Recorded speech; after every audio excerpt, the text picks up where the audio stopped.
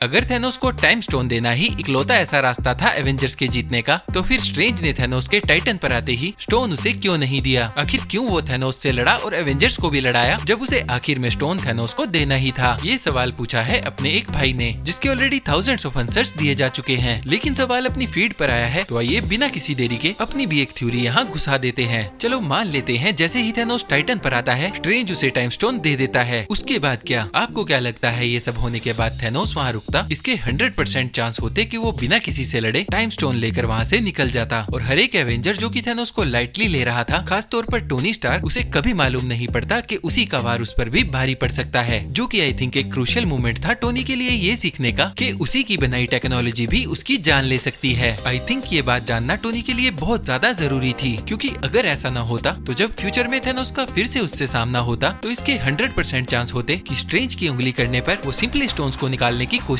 न करता, बल्कि अपने फुल रेज मोड में थेनोस को मारने की कोशिश करता, जिसके रिजल्ट में पहले ये होता और फिर ये। टोनी और बाकी सभी एवेंजर्स के लिए ये जानना बहुत जरूरी था कि थेनोस को ताकत के दम पर हराया नहीं जा सकता, क्योंकि जो ये बात नहीं जानता था, जैसे कि थॉर, उसने भी उसे ताकत से हराने की कोशिश की और मरते मरते बचा। इसलिए इस फाइट का होना भी उतना ही जरूरी था जितना एंड गेम के फाइनल बैटल का। गॉर्ग, तुम्हें क्यों नहीं है सबको बताते कि थैनोस का सर किसने अलग किया था? Storm breaker?